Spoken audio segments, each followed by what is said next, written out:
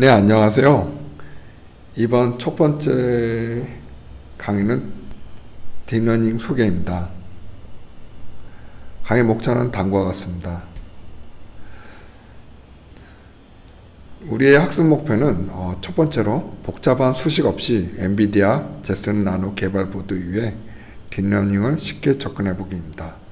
두 번째로는 누가 신층학습, 즉 딥러닝 이론을 창시하였는가입니다.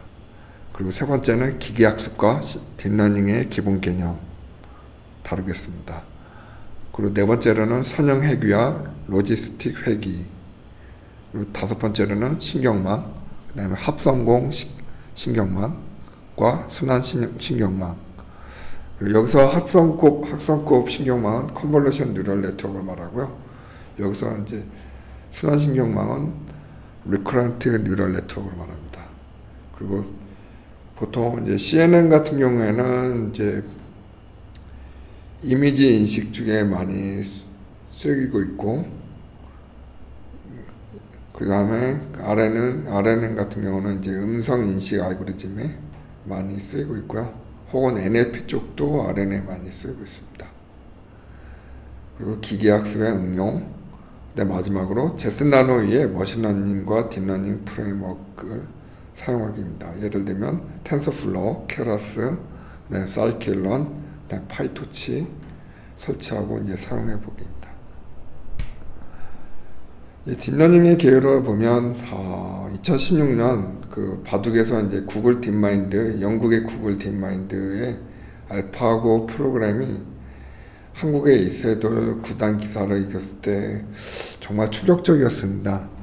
그 당시 저는 유학 중이었는데 미디어에서는 이제 AI, 그다음 머신러닝, 그리고 딥러닝이라는 용어가 딥마인드가 어떻게 이겼는지 설명하는데 많이 인용되었고요.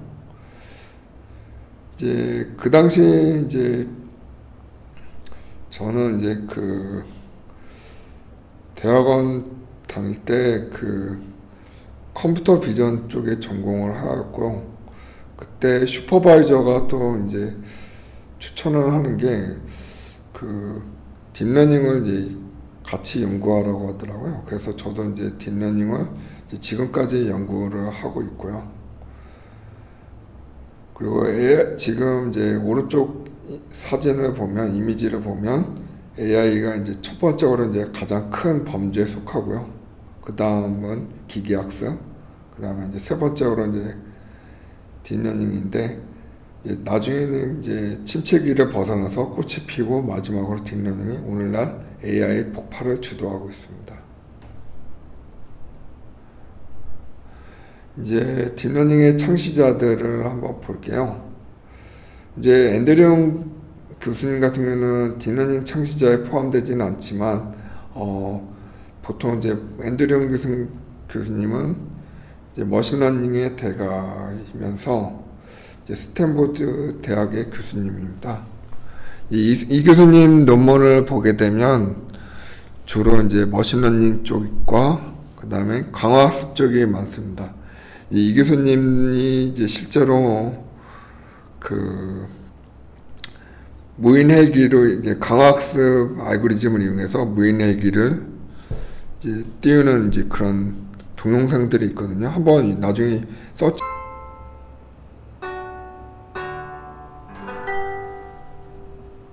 This program is brought to you by Stanford University. Please visit us at stanford.edu.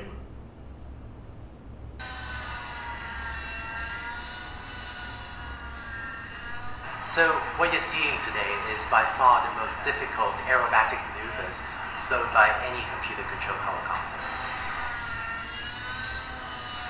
The goal is always for us to take really hard problems that humans are very good at solving. For instance, Garrett can pick up any helicopter, even ones he's never seen, and go fly amazing aerobatics.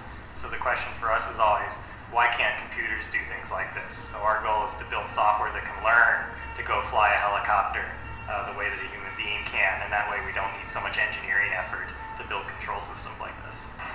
So the basic technology used to develop the helicopter controller was a type of AI algorithm, a type of artificial intelligence algorithm called partition learning. what the helicopter does is it watches a human pilot fly the helicopter around for a while, and by watching a human pilot learn to fly, it then learns to fly by itself. And so what it does is it watches the person fly, and then it will try to fly the same stunt maneuvers by itself, and maybe try a few times until it sort of nails the maneuver. And what you're seeing is the end result of this machine learning process called apprenticeship learning. So basically, 하셔서 유튜브를 한번 보세요. 그러면 이제 강화학습을 해서 어떻게 이제 위내기가 뜨는지 볼 겁니다. 그리고 이제 왼 가운데 보시면 이분이 이제 제프리 힌턴 교수님인데요. 이 교수님 같은 경우는 이제 영국에서 태어나셔서 이제 그 주로 이제 심리학과 이제 수학 쪽 이제 전공이신데 이분이 이제 진짜 대단한 게 한 1900년대부터 2000년 초반까지 그때 이제 신경망으로 해서 AI를 연구하는 게 인공지능 분야를 연구하는 게 침체기였거든요. 어느 누구도 알아주지도 않았고 그 논문을 쓴다 해도 억셉트가 되기가 힘들었고 그럼에 불구하고 이제 제프리 힌턴 교수님은 끝끝내 이제 연구를 하셨죠. 그리고 이제 나중에 이 세 분이 올해인가 작년인가 이제 튜링 컴퓨터에서 가장 큰 상인 거의 노벨상 수준이죠. 거의 튜링상을 이제 받게 됩니다. 이 세 분이 모여서 최근에 2, 3년 전에 낸 논문이 이제 딥러닝 리뷰고요. 그리고 이분들이 없었다면 딥러닝이라는 용어가 없었고요. 그리고 이제 제프리 힌턴, 조슈아 벤지오, 얀 레쿤이 딥러닝의 핵심 창시자들이고 얀 레쿤 교수님은 이제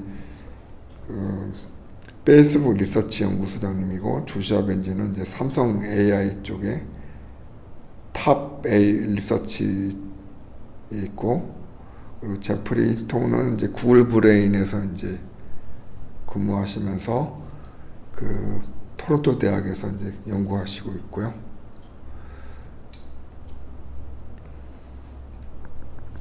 이제 기본 개념으로 들어가면 머신러닝이 무엇일까요, 여러분? 소프트웨어입니다. 혹은 알고리즘입니다. 이제 뻔한 얘기지만 머신러닝은 기계학습이라고 부르고요. 이제 1959년도에 아서 사무엘이라는 사람이 그 용어를 정리했는데 그 용어가 의도적인 프로그램, 여러분의 이제 어떤 프로그램 코드가 없이 기계, 즉 컴퓨터에게 학습 능력을 부여하는 것을 말합니다. 그리고 이제 딥러닝이 무엇일까요? 그것도 마찬가지로 소프트웨어 혹은 알고리즘입니다.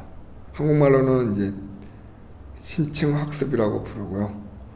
그리고 신경망 층수가 2개 이상을 의미하고 있고, 이제 많은 분들이 헷갈려 하시는 분이 있는데, 머신러닝과 딥러닝을 어떻게 구별하냐?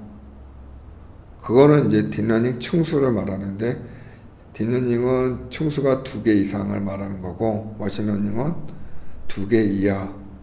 이제 머신러닝에도 신경망이 있습니다. 그래서 오른쪽으로 보시면 가장 큰 범주에 속하는 게 이제 전체 포괄되어 있는 게 인공지능이고, 그 다음은 머신러닝, 그 다음 그 작은 범주에 속한 딥러닝이고요. 요새 이제 핫한 분야. 이제 기계학습의 이제 종류가 있는데요. 보통 이제 세 종류로 이제 분류가 되는데, 첫 번째로는 지도학습, 이제 슈퍼바이즈드 러닝이라고 하죠. 그리고 이제 쉽게 얘기하면 이름표 입력과 함께 기계가 학습하는 것을 말합니다. 그리고 두 번째로는 이제 비지도 학습인데요. 다른 말로는 이제 자율학습 혹은 unsupervised learning. 이제 이름표 입력 없이 기계가 자율학습하는 걸 말합니다.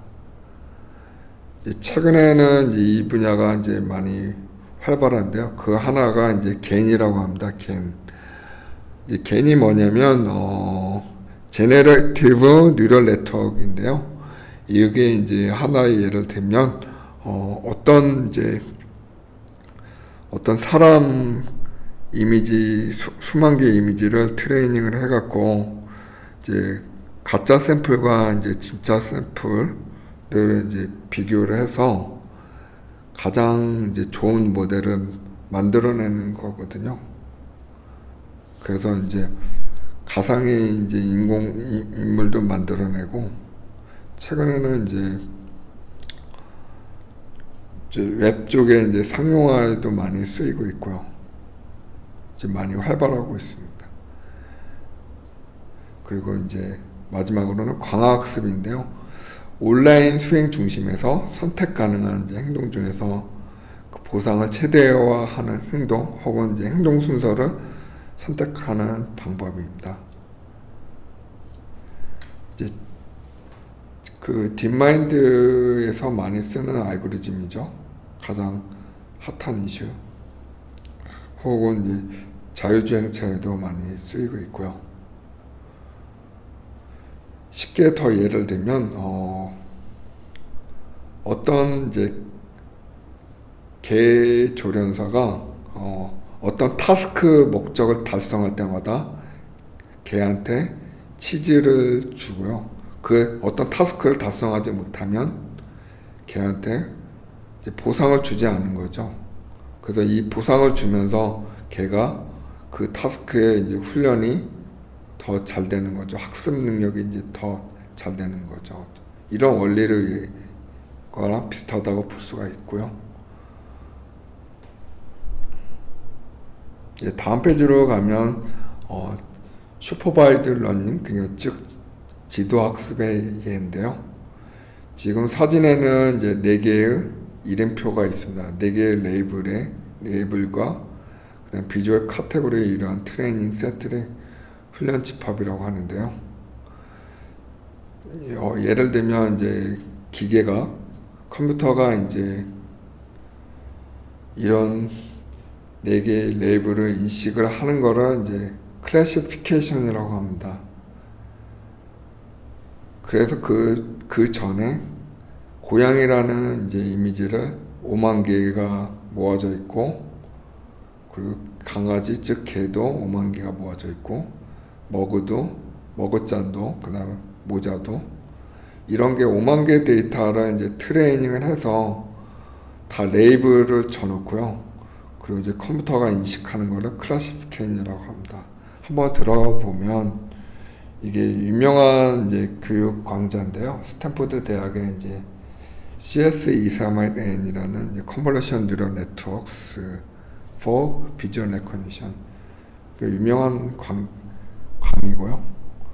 여기서도 보면 이제 컨볼루션 뉴럴 네트워크에 대해서 많이 나오고 있고, 주 여기 슈퍼바이저 교수가 페이페리 교수님이거든요. 유명한 여자 교수님인데, 이 지도하에 이 이미지를 한 5만 개를 모은 거로 유명한 교수님인데, 이제 학생들하고 같이 보면 이제 보면 에어플레인, 새, 고양이, 사슴.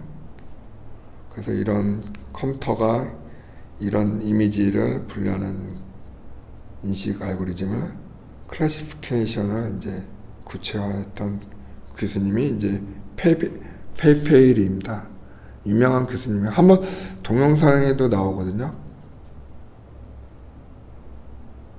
그래서 이렇게 볼 수가 있고요. 한번 나중에 여러분들이 동영상에 이제 페이페일 교수님을 한번 보면 한번 보실 수 있을 거고요. 이제 PPT로 가서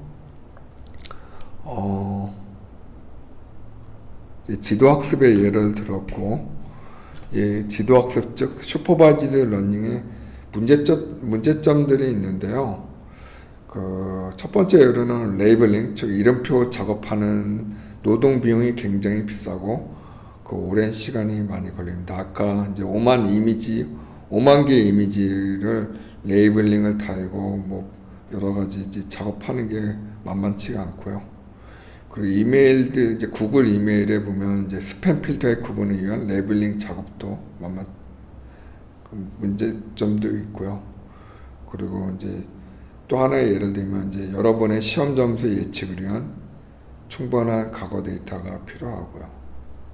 이제 지도학습에 언급했고, 이제 지도학습의 타입으로 보면 과거 시험 점수 기반의 이제 시험 점수 예측하는 알고리즘들이 많이 쓰이는 게 이제 선형 회귀입니다. 그리고 과거 기반의 이제 어떤 자격증 시험에 합격했는지 불합격했는지 구분하는 거를 이지나 분류, 바이너리 클래시피케이션이고요. 또 하나의 이지나 분류 예를 들면 그 암 쪽에 이제 종양이 있는지 없는지 그것도 이지나 분류에 속하고요. 그리고 이제 대학교 때 보면 학점 등급 A, 뭐 B, C 이런 것들은 이제 멀티 레이블 분류라고 하고요. 이제부터는 이제 슈퍼바이즈드 러닝의 하나의 이제 알고리즘인 선형 회귀를 예를 들어볼게요. 지금 테이블에 보면 X 레이블과 Y 레이블 두 개의 레이블이 있는데요. X 레이블에는 이제 여러분이 이제 공부한 시간 10시간, 9시간, 3시간, 2시간 있고, 그리고 오른쪽에는 이제 여러분의 시험 점수 90점, 80점, 50점, 30점이 있습니다. 근데 예를 들면 여러분이 여기서 75점을 맞았다. 만약에 70점을 맞았다. 그러면 몇 시간을 공부해야 하나요? 70점을 시험 점수를 달성하기 위해서 몇 시간을 공부를 할까요? 한번 볼게요. 여기서 보면 여러분 여기가 지금 75점을 여러분이 70점을 달성하기 위해서 어떤 자격증이 보통 60점 이상이잖아요. 보통 70점을 맞기 위해서 60점 이상을 맞기 위해서 어느 정도의 노력을 해야 하나 한번 볼게요. 쭈르르르 이렇게 가서 여기 밑으로 쫙 가면 대략 한 7시간 정도 되겠죠. 7시간이나 8시간. 그래야 이제 70점을 달성할 수 있겠죠. 그래서 이런 알고리즘들을 이제 선형 회귀라고 합니다. 그러면 이제 여러분들은 쉽게 이해가 됐죠.